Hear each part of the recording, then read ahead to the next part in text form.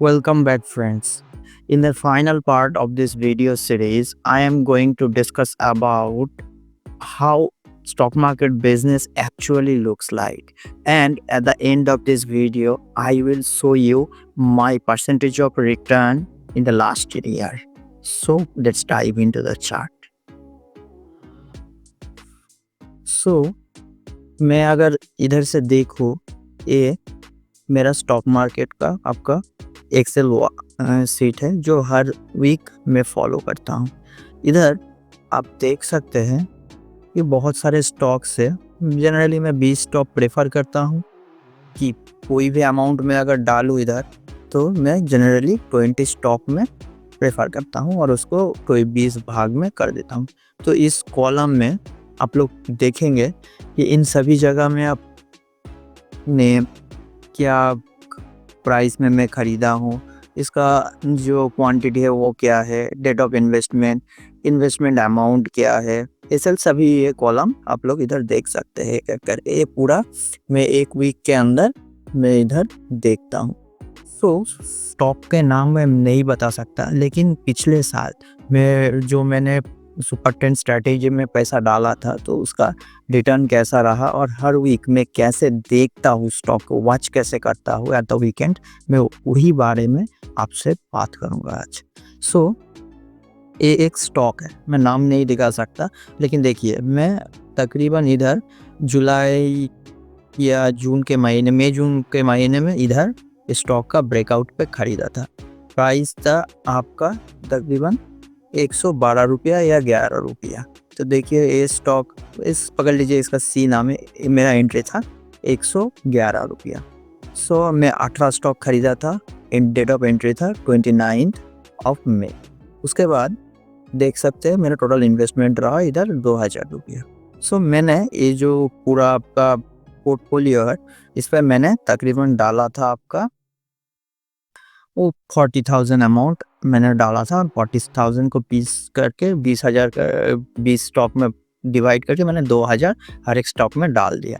और मेरा SL generally आप लोग जानते हैं कि उस स्टॉक का जो लास्ट स्विंग है या सुपर 10 का जो लास्ट लो है, इधर मैं डालता हूँ। इधर मेरा एसएल था और मेरा मिनिमम 1:3 का टारगेट रहा है इधर। तो मैं इसको मैनेज कैसे करता हूँ, वही बारे में मैं आज बात करूँगा। देख सकते हैं स्टॉक ने इस वीक के बाद, ये जो वीक था, वीक सुपर 10 ब्रेक किया, उसके बाद इस जगह पे स्टॉक ने इसका हाई ब्रेक कर दिया। तो हाई के ऊपर मेरा तकरीबन 111 रुपया में मेरा इधर एंट्री हो गया। 111.25 को मेरा एंट्री हो गया 29 मई को, और मैं ऐसे डाल दिया था तकरीबन 89.55।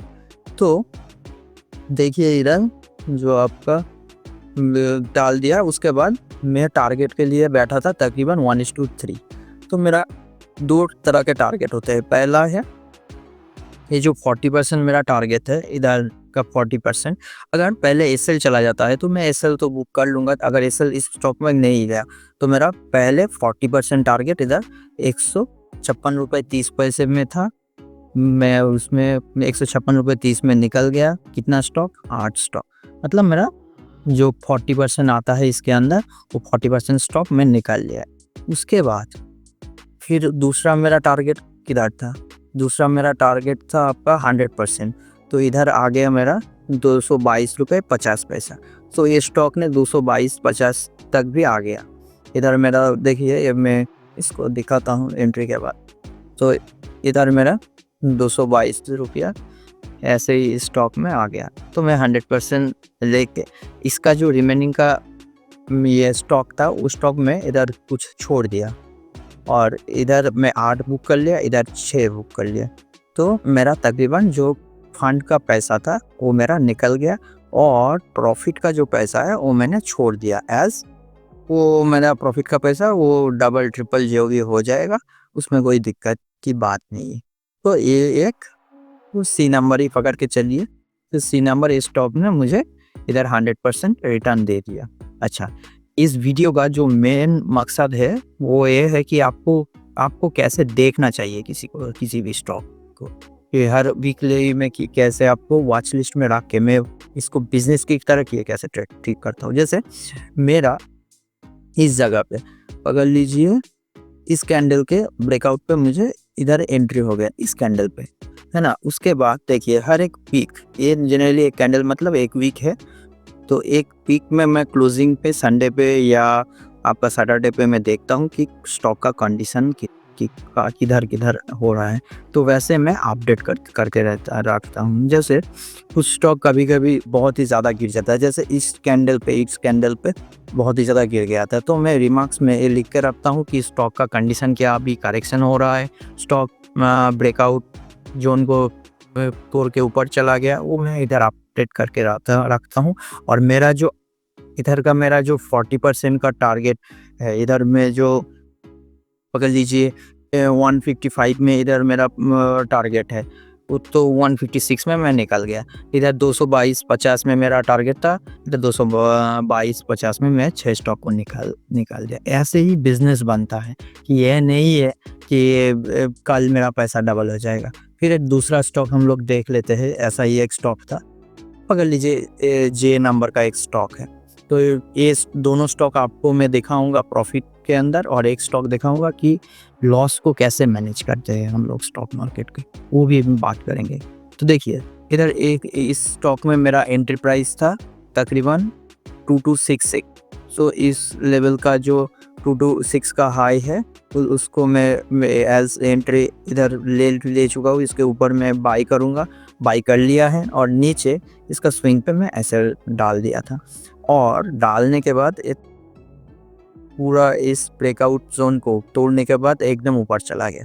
और मैंने क्या किया इधर, क्योंकि मेरा इधर 2001 की स्टॉक में इधर खरीद के रखा था, इसलिए मैंने इधर तो मैं 40% 100% ऐसा कुछ टारगेट, 2 टारगेट नहीं रख सकता। इसलिए मैंने क्या किया था, 40% जब चला जाएगा तब मैं कुछ प्रॉफिट नहीं बुक करूँगा। उसके बाद जब इधर से इस 40% इधर जब बन गया, इस लेवल पे जब 40% में पकड़ लीजिए, इसमें जब इसका हाई है आपका 2300, तो इसका 40% जब बन गया, मैं सुपर ट्रेंड में एसएल डाल देता। अगर सुपर ट्रेंड इधर से नेगेटिव हो जाता, तो इस जगह से अगर नीचे इधर से चला आता, तो मैं इधर जो प्रॉफिट होता वो लेकर निकाल जाता। लेकिन इस स्टॉक में 100% दे दिया।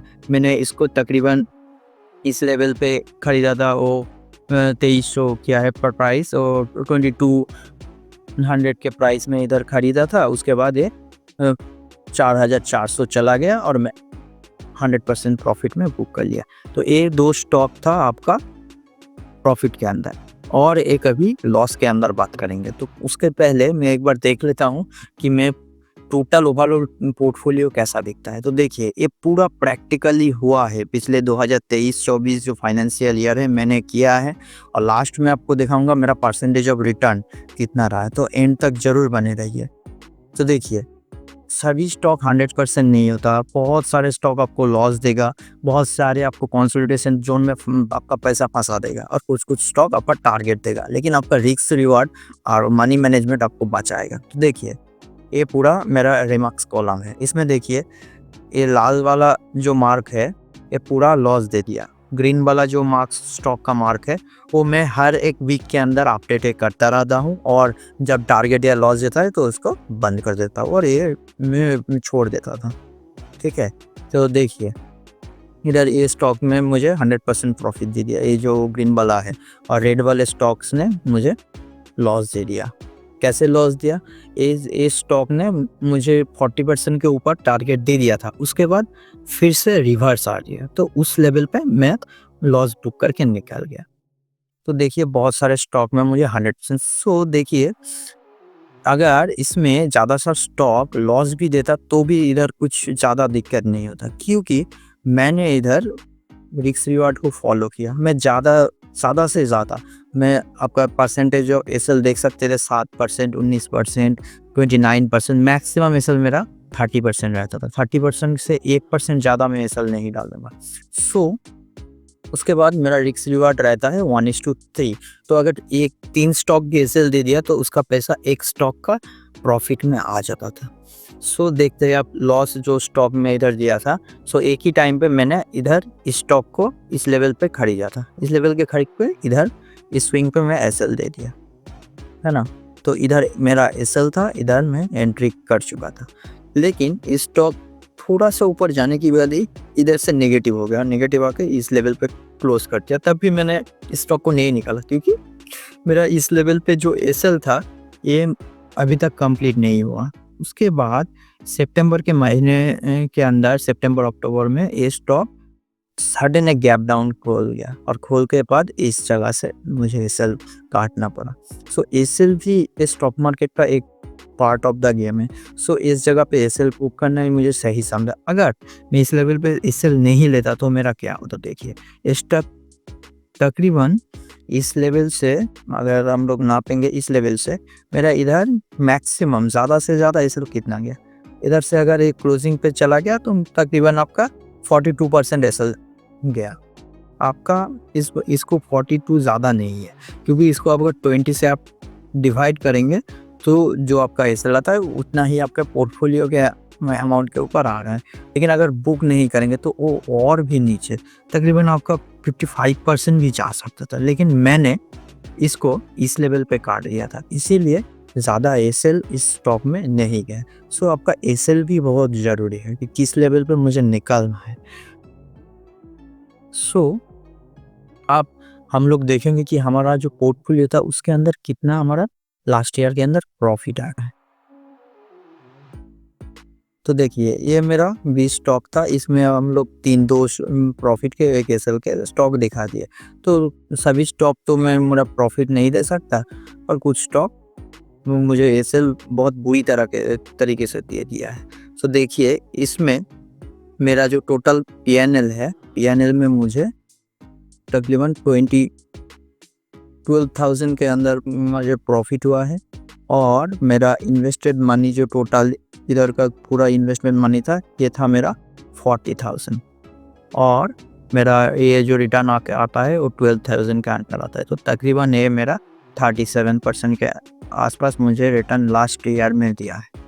और उसके बाद जो 2024-25 का ईयर है उसमें मेरा 3% का लॉस जा चुका है क्योंकि मार्केट सडन, मैं पिछले वीडियो में बात कर चुका हूँ कि मार्केट सडन एक लेवल से नीचे गिर गया। इसमें मुझे निकालना मेरा स्ट्रेटेजी में था तो मैं निकाल दिया। सो 3% पिछले इस साल का लॉस था और उसके पहले साल के बाद 37,000 तकरीबन 12,000 का मुझे प्रॉफिट निकल के आता है। सो इसको आप लोग एक बिजनेस के तरह ट्रीट कीजिए कि जब आप इसको बिजनेस के तरह ट्रीट करेंगे तो मनी को मैनेज करना, मार्केट में स्टॉक को मैनेज करना ज़्यादा दिक्कत नहीं होगा। सो इस पूरे वीडियो सीरीज़ के आप लोग एक बार फिर से देख सकते हैं पहले वाले वीडियो से और आशा करता हूँ आपको ये वीडियो बहुत इम्पोर्टेंट ये लर्निंग देगा। सो आज के लिए इतना ही। Thanks for watching and see you in the next videos. So stay updated with us for this. Please subscribe. Thank you.